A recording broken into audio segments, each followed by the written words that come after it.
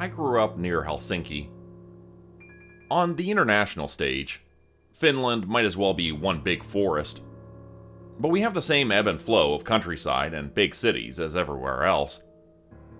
I've always been more of a city kind of man, but I've idolized those with a more practical, close to nature kind of upbringing.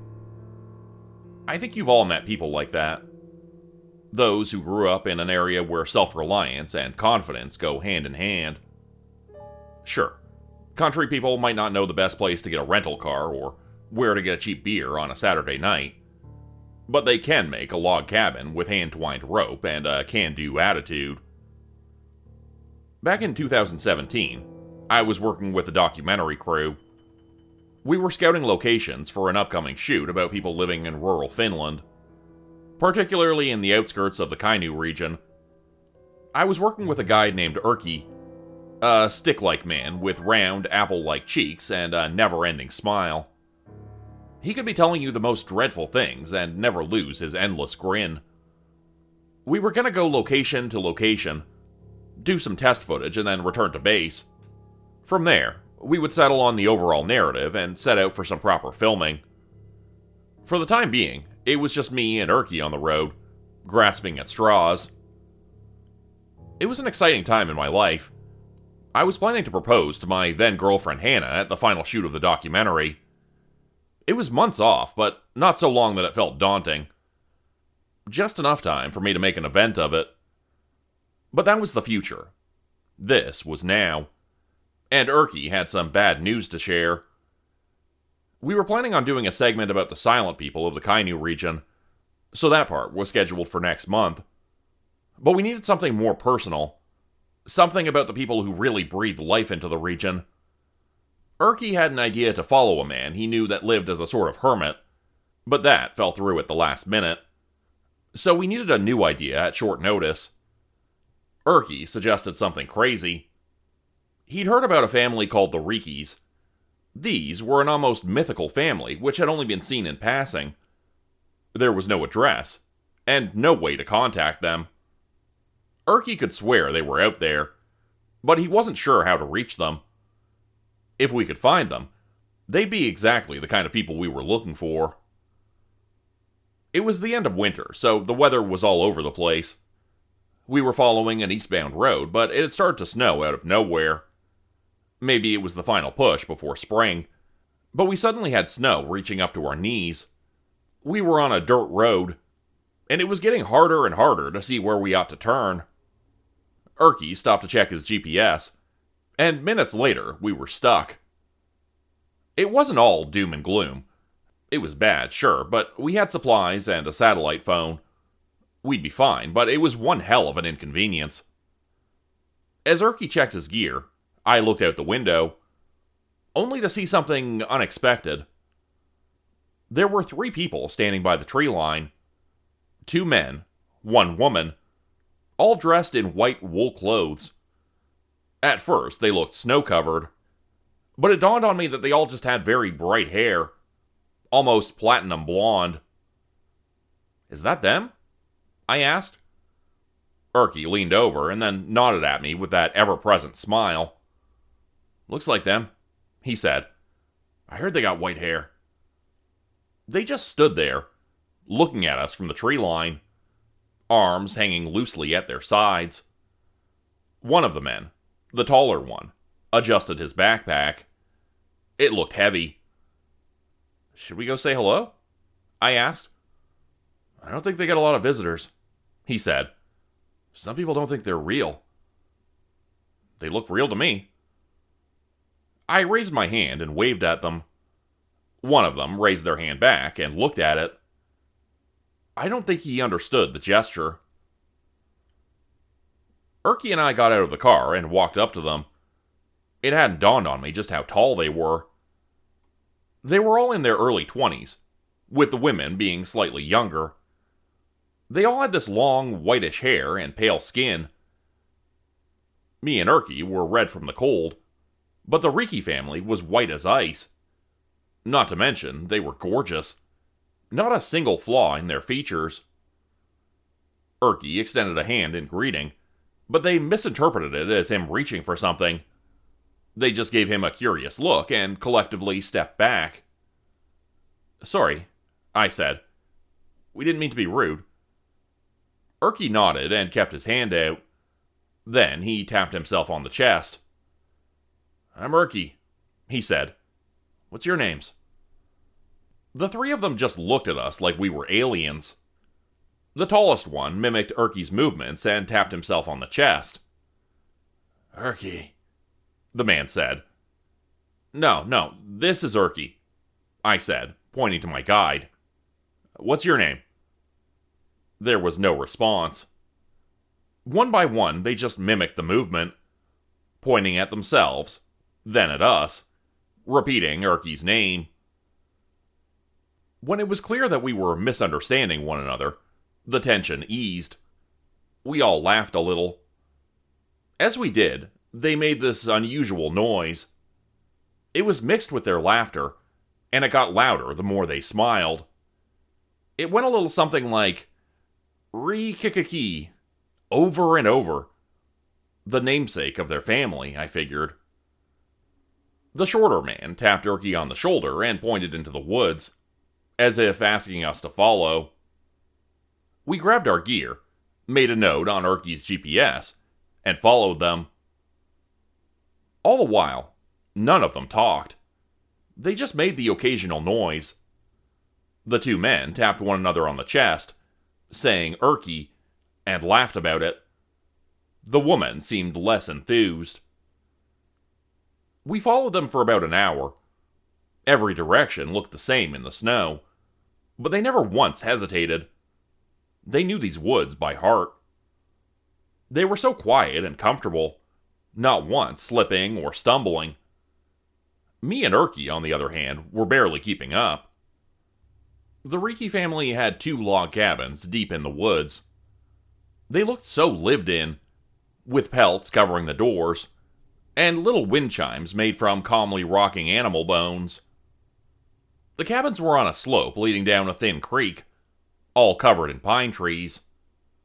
There was also a small shed which looked more like a large box. The taller man swung his arm out, as if in greeting, and waved us along. Stepping inside the main cabin was like walking into another world. These people must have lived there for decades. Every inch of their cabins had some sort of carving or decoration. They had tools covering the walls, and their own mattresses made from straw and blankets. The cabins were bigger than they looked, as they'd been dug a bit downward into the slope. An old rowboat hung overhead, leaning against the linseed oil-covered supports. We were offered a foul-smelling drink poured from a metal canister. They served it in what looked like repurposed tuna cans. They poured themselves a shot, too. The woman declined with a little groaning noise. Erky gave me a when in Rome kind of look, and we downed it. It was all very friendly. We showed them some of our equipment and tried to explain, but they just looked at us with confused smiles. They didn't understand what they were looking at, and giving things names seemed to confuse them. It's like they didn't understand the concept of a name. The only thing even resembling a word that they could ever say was that ever-present ree-kiki kind of noise they made when they were excited. One of them offered us some dry fish. Out of habit, I thanked him. In response, he held the fish up and said thank you right back. I laughed a little and held the fish up, trying to get him to repeat the word fish, but there was clearly some misunderstanding. After about a half hour of back and forth, I'd accidentally taught him that fish and thank you was the same thing. The two men kept repeating it over and over, and gleefully shared it with the young woman. I got the impression that these people weren't stupid or damaged in any way. They just had a vastly different view of things, and they didn't speak any language in common with us. Maybe not a language at all. Their view of the world was something completely different from ours, and I couldn't imagine what went on in their heads.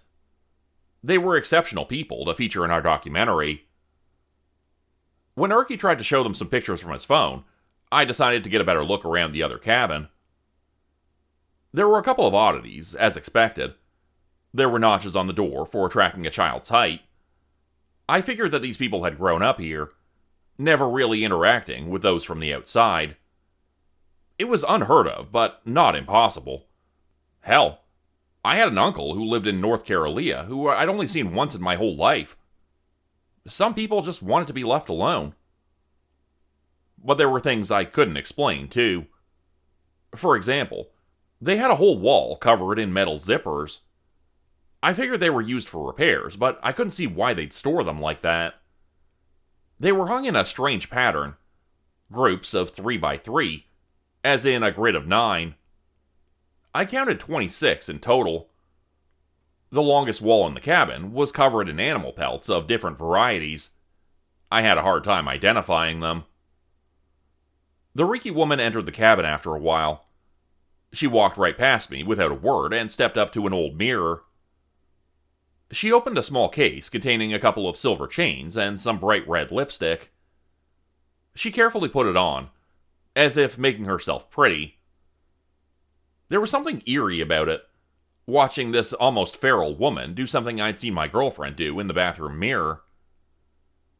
I was just about to go back to the others when she stopped me. She put her arms around my shoulders, and before I could protest, she leaned in for a kiss. I pulled away. "Sorry," I said. "I'm spoken for. Sorry." She just blinked at me, trying to decipher the noises I made. She looked confused. Then she rolled her eyes and grabbed my hand, going back to the main cabin. There, she handed me some more dry fish. Maybe she thought I was hungry. She didn't seem very upset about my rejection. And sure, she was beautiful, but I was about to be an engaged man. It felt wrong. Especially from someone I could only barely communicate with. Erky and I were given some more dry goods, and we shared some of our food with the Rikis. I had some crackers and jam, which they spat out with a Riki-ki laugh. They didn't like the crumbs. We had a couple more drinks, a few more misunderstandings, and as the sun started to set, I saw the young woman leaning over to give Erky a big kiss with her reddened lips. He didn't seem to mind at all. Surprisingly, this just made the family cheer. Maybe it was some kind of welcome ritual. By the late evening, we were given a space to sleep on in the second cabin. Erky and I rolled out our sleeping bags and made ourselves comfortable. My head was spinning a bit, mostly because of that foul drink. You could strip the skin of a boar with that stuff. Maybe that's what it was used for. Erky and I settled in for the night, listening to the trees rustle up against the side of the cabin.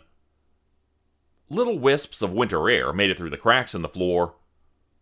It wasn't a comfortable space, but I could see how one could get used to it, especially if you didn't know any better.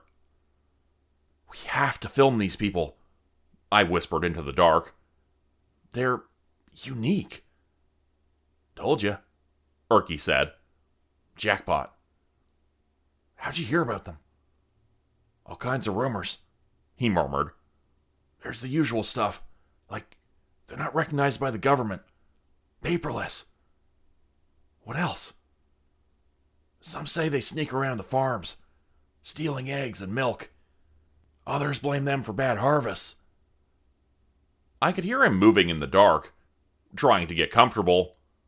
His speech slurred a little. "Some say they're bad luck," he continued. "That they'll grab your kids if you stray.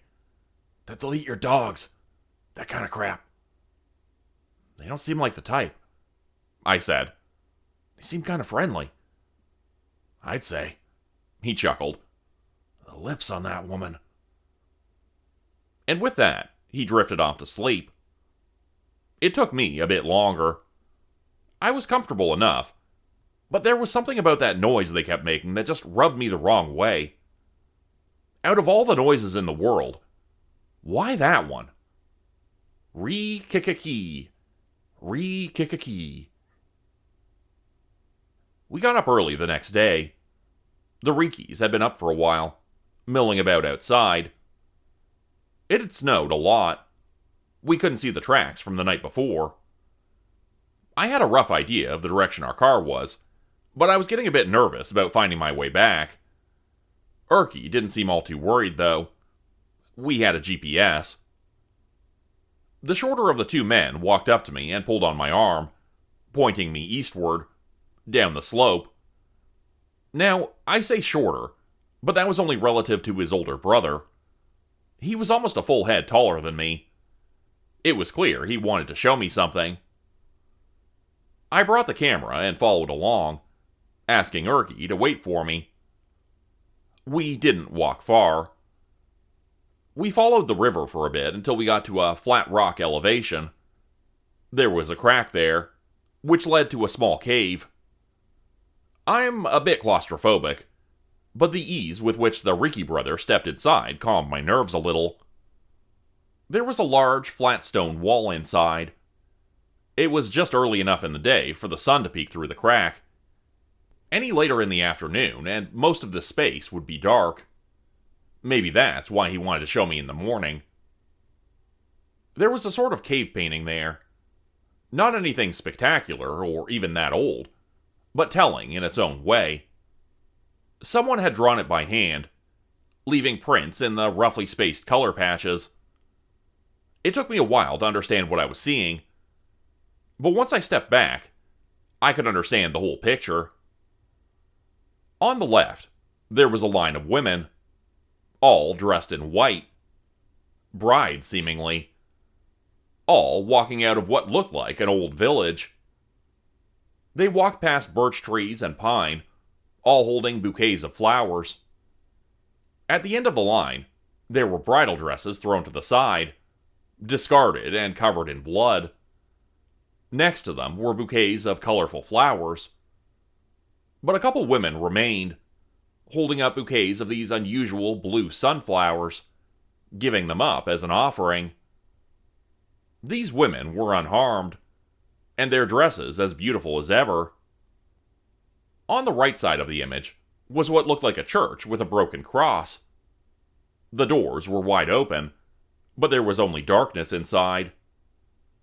At the very front was a woman in white being handed an infant by a long, gray arm.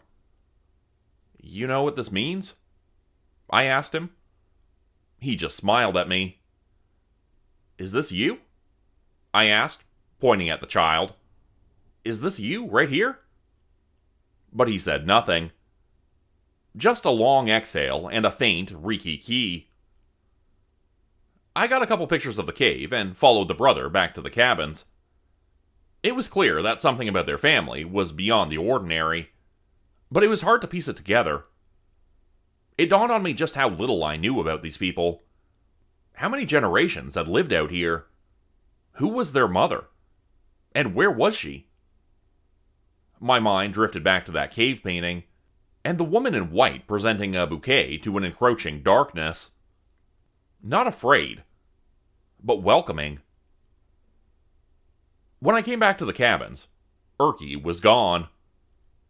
The woman was brushing her hair and boiling some kind of glue.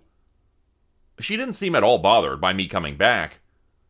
The older brother was nowhere to be seen. Erky's backpack was gone. So was his equipment. It was like he'd taken it all and just walked out of there, leaving me behind. It didn't make sense. I confronted the young woman, and despite it being a long shot, I asked her. "Erky," I said. "Where?" She didn't understand. As I repeated myself, she put her fingers to her lips, as if asking if I was hungry. I shook my head. "Erky," I repeated. I tried to show with my hands how tall he was. I made circles around my cheeks and smiled, as if trying to mimic his face. She just looked at me, muttering that same sound as always. Ree-kik-kee, ree-kik-kee. After a couple of hours, the older brother returned. The other two jumped up, yelling excitedly. As they did, the older brother held up something for them to see. I couldn't see what it was, But it dawned on me as he got closer. It was the zipper from a jacket. He gave me a pat on the shoulder as he passed me by, to put it on the cabin wall. Looking down on my shoulder, I felt something warm. Blood. They shouted and cheered, ecstatic, repeating that same noise over and over and over. As the older brother emerged from the cabin, he walked up to me. I pointed at my shoulder and felt my tongue go dry. "Erky?" I asked. There was no answer. Not a glimpse of recognition. He just smiled and dumped his blood-stained gloves in the snow. I didn't know what to do. I had no idea where to go, and I didn't know what to expect. These people lived by a completely different set of rules, and whatever seemed normal to them might be alien to me. I was on their land, living by their law, but I couldn't wrap my head around it. Had they killed Erky? And why? They were as hospitable as ever. They shared drinks and food. They made their own stove bread. They let me borrow a pelt to stay warm around the fire. There was no hint of hostility. In fact, later that night, the woman put on that red lipstick again and offered me another kiss. Again, I declined. All three of them seemed almost disappointed. I apologized, which only seemed to antagonize her. Minutes later, I was handed another dry fish. I forgot. They thought an apology meant something else. For 2 full days, I lived with the Riki family like nothing had happened. I tried to communicate, to get them to guide me back to my car, but the message just didn't go through. I asked for Erky's equipment, the GPS, the satellite phone, anything. And still, they didn't understand. They housed me, fed me, kept me warm, and tried to include me in their chores. One afternoon, the brothers came back with a bunch of scrap. A steering wheel, a hubcap, a car seat. They had made their way to Erky's car and looted it. They didn't even try to hide it. They even handed me a few of the items, tapping on them as if asking me what they were. I tried to show them the steering wheel and the way you turn it, but they just looked at me funny. And with every burst of laughter, that noise bubbled up. Ree-ki-ki-ki. They couldn't help themselves. I kept looking over my shoulder. I'd see the older brother watching me curiously. Whenever I saw him wandering around with an axe or hammer, I couldn't help but get the feeling that he was looking for an excuse to use it. He'd be all smiles and laughs one moment, but there was always something else hidden deep behind those eyes. An intention. A willingness. I considered running away, to just take what I could and book it. But the same question arose in me. What if I went the wrong way? This was the middle of nowhere, and if I went the wrong way, I'd end up in even deeper shit. So I waited. I kept my head down, stayed quiet, and watched. On the 4th day, the whole family wanted to show me something. They pulled me along. I think we went north, past the pines and past the birch trees. We wandered into a clearing where a sliver of mountain rock poked out, making a large, flat area with a slight tilt. At the very peak, there was a large patch of blood spatter. The older brother walked off to the side, where a chainsaw hung from a tree. Beneath it was a large, hand-woven basket. My heart stopped when he reached for the chainsaw, but he ended up picking up the basket. I think they were confused. They didn't seem to understand why I was nervous. This didn't seem wrong or unusual to them. The younger brother seemed more interested in the chainsaw, reverently patting it. He muttered. The others nodded. I looked back and forth between them. The older brother was collecting something in the basket, while the other two cleaned and worshipped their chainsaw. An older model, probably from the 80s. The color was suntanned and faded. The chain was worn, but as deadly as ever. Ree-kiki-kiki. Maybe that's what that noise meant. They were imitating someone pull-starting a chainsaw.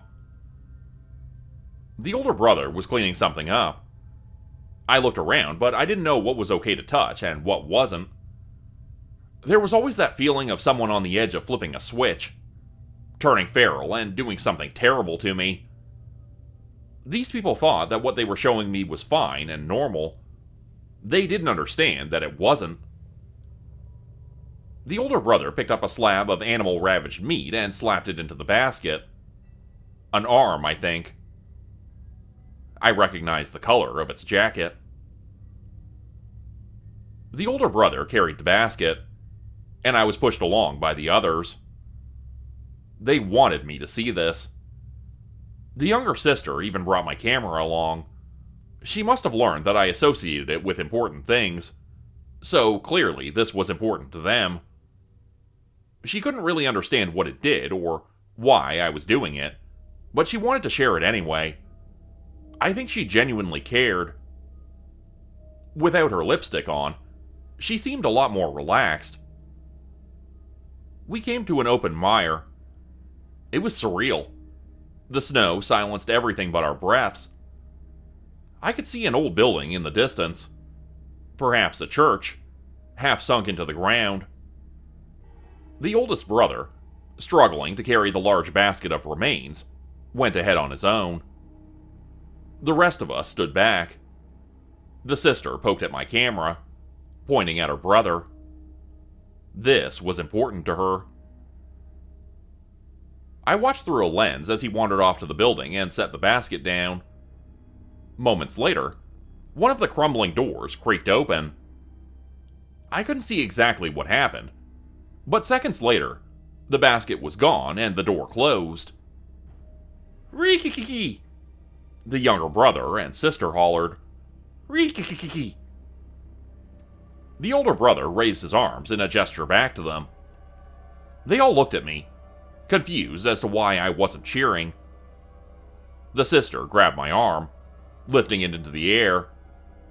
She nodded at me enthusiastically.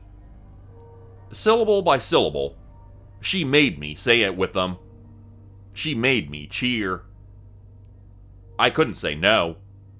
I didn't know what they'd do if I did. I just followed along, as my stomach turned upside down. Ree-kiki-kiki. I think another 8 days passed. They showed me how to twine rope and how to light a fire. They took me fishing. The older brother chopped the head off a fish in a swing that was so natural to him that it made me shiver. They showed me how to make tea from pine needles, how to collect and dry edible roots. These people were self-sufficient, and they had no trouble sharing that with me. They treated me like one of them. But there was always that tension. That look from the older brother. Those eyes, looking for an excuse. I can't describe it as being kept hostage. I could go wherever and do whatever.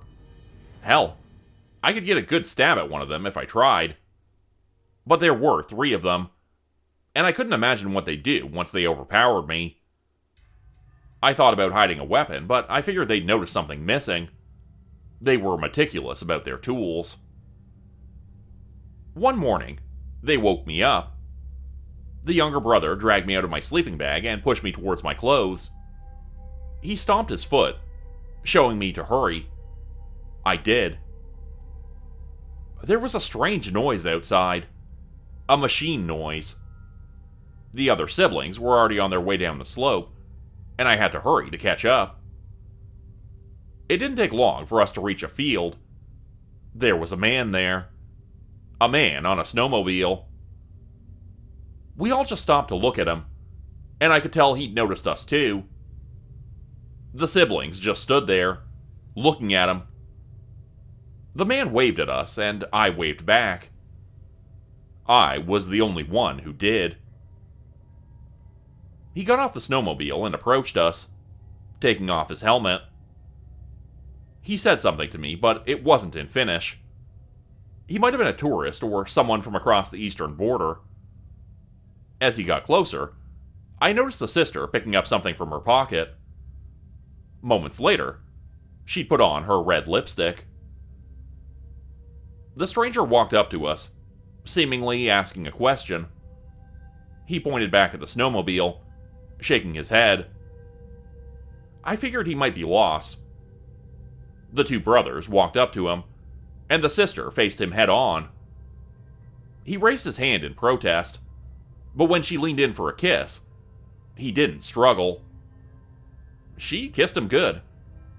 He laughed and asked me a question, but I just shrugged. The siblings cheered and hollered, repeating that same noise over and over.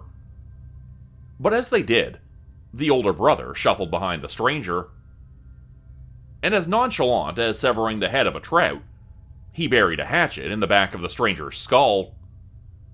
"Rikiki! Rikiki!" They laughed and cheered. The man bled out in the snow. I could barely fathom what had happened. The sister wiped the lipstick off as they waved me over. They looked at me expectantly. When I didn't cheer, their mood seemed to sour. They frowned. The older brother clutched his hatchet a little tighter. He searched my face for something. Finally, I caved. I joined them. I made that same noise, and they lit right back up in cheers and yells. Ree-kiki-kee! And together, they made me help carry that man all the way to the clearing in the forest. Past the pines, past the birch trees, leaving a trail of blood behind. I can't go into detail about what they did. I can't. They fired up the chainsaw. They screamed louder than I'd ever heard them scream. And when that thing roared to life, their chatter turned to screeching. They mutilated him, not only cutting him into pieces, but making them small enough for wildlife to pick clean. They didn't care about what was in his pockets. The only memento they kept was the zipper from his jacket. It wasn't malice or even practical. It was reverent. They were thankful, if anything. This was a joyous occasion, like kids opening a present. It's one thing to see blood, even a lot of blood. But there is a point where you see something turn from person to body to meat, and that image burns into the back of your eyes like a never-ending cramp. I'd started to put it together. The sister performed a kind of test or initiation. She made herself pretty and offered a kiss. Except, it wasn't just a kiss. It was a sign of consent. To the Rikis, accepting that kiss was to accept your death. You consented to them taking your life. Since I'd never kissed her, I'd never consented. As a result, they treated me with the utmost hospitality, like I was one of them. Erky had kissed her. It had just been a quick peck on the lips, but that was all it took. So they saw it as consent, waited until morning, and took him into the woods to die.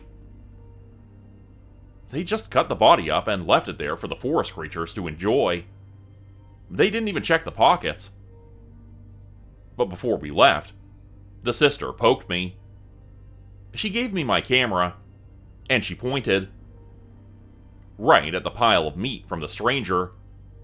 She insisted on it. This was important. I could barely function for the rest of the day. I couldn't eat, I couldn't sleep. With every smack of my lips, I imagined the sound of severed meat. But the Rikis continued as usual. They cheered, they laughed, they played. They did their chores and kept their spirits high. If anything, they couldn't understand what was wrong with me. I was offered a salve, so maybe they thought I was sick. They couldn't comprehend that what they were doing was out of the ordinary. When I lay down to sleep that night, that image kept flashing in the back of my mind. I could no longer differentiate the ringing sound of the chainsaw in my ears from their cackling call. It was all this one nightmarish blend that churned my guts to ice. I had to leave. I had to. The next day, they took me back there. While they filled up their basket with remains, I swallowed my fears and dug through the man's pockets. It didn't take long for me to find the keys to the snowmobile. The Rickies gave me a curious look, but didn't seem to mind. Meat was meat. As long as I didn't interrupt, they didn't care. I figured I could find my way back to the snowmobile. I just had to follow the mire going south, and I'd spot it eventually. I just had to go along and break away from the group. Somehow. We followed the same path, going back to the mire. The smell of the flesh was so pungent I could taste it in my lungs, but I tried to focus on what I had to do. I think they could tell that something was off. They were their usual cheerful self, but I couldn't reciprocate. As we reached the open field, the older brother grabbed me by the arm. While he carried the basket, he seemed to want me to come along and bring the camera. He too wanted to show me something important. We walked up to the old building. It was much larger than I thought. Fading white wood barely held together. Windows battered and broken. A patch of stripped wood above the door in the shape of a missing cross. The older brother put down the basket in front of the door and ushered me forward to take a picture. When I raised my camera, he put a hand on my shoulder, as if to say, "Not yet." So I waited. The door creaked open. I could hear the others hollering from afar, cheering us on. I stepped closer with my camera raised. A long, gray arm stretched out, carefully wrapping its fingers, one by one, around the handle of the basket. What little light made its way inside the building showed me the outlines of countless baskets littering the floor, and something shapeless moving in the dark. It gently pulled the basket in.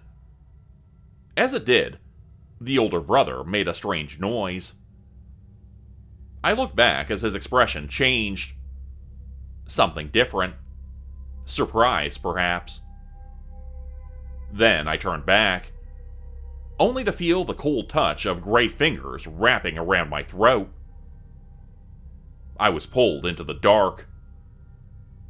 It was so fast, I couldn't see the walls. It's like the room opened up into an endless hallway. There were so many people there. Pale white with almost translucent hair. Their eyes were sunken and dark. There were colorful patches of cloth scattered around the floor, with bits and pieces gnawed to the bone, some of which were still gnawed on. Heads slowly turned towards me, tired, desperate, and starving. Vaguely humanoid, with elongated limbs and absurd proportions. A feeding ground for something inhuman. A sturdy hand grabbed me. I fell backwards, landing in snow. The older brother had pulled me out. I saw the doors close as the gray hand disappeared. There were no cheers. Nothing. They were just as confused as I was. I could barely stand. My legs wobbled. I looked over at the other Rickies and took a deep breath. They were strange, but they had their rules. They didn't kill indiscriminately. They were feeding others, and they weren't doing it without a reason. They asked for permission. But this thing didn't. The older brother didn't like that. Grasping the keys to the snowmobile in my pocket, I started walking, The older brother grasped my hand, searching my face with that cold, dead stare. He wasn't like the rest. He knew something more. I could tell. But even so, he had a code to follow. He wasn't killing for the fun of it, and he wasn't going to let me become unwilling meat. For a moment, I could understand why the Rikis never learned to speak. They didn't need to. This man could tell me everything he wanted without a word. So he let me go. The other Rikis called out to me. There was a sadness to them. They tapped themselves on the chest, mimicking words I'd said before. Things they could only hope to apply. "Herky," the sister called out. "Thank you. Thank you," the younger brother repeated. But I kept walking. I understood, finally, that they weren't going to stop me. The final sound I heard was the sister, wailing by the tree line, trying to beg me to come back. And the last thing I saw was the older brother turning his back on me. I left them behind. I got to the snowmobile and I went west. And I didn't stop until I was far, far away. It took hours before I saw another person. A car passing on a country road who stopped for me. I told the police everything. But there was nothing they could do. There were no tracks to follow. All they could do was go look. But everything was covered by the trees. We never finished the documentary. I did end up proposing, though. But I could never look at a kiss the same way. It took me some time to warm up to it. I still get shivers from it. To this day, Hannah doesn't understand why she can't wear red lipstick. And I think they're still out there, living in their cabin, as a family. And I don't think we'll ever understand why we fear them. And maybe that's for the best. Become a channel member today for early access, bonus videos, and special emojis only available to members. Check out the description below or click the join button for more info. If you'd like another way to help support the channel, please consider joining my Patreon page at patreon.com/JordanGroupHorror. As a patron, you'll get access to bonus videos and content. You'll be credited at the end of every video going forward, and if you decide to stay for 3 months, I'll name a character after you, which will be featured in a Hollow's End story. Links to join the Patreon are in the description. Thanks everyone for listening. Please like, subscribe, and comment to help the channel continue to grow. And see you again next time at 4 p.m. Eastern Standard Time. Hope you have a great night.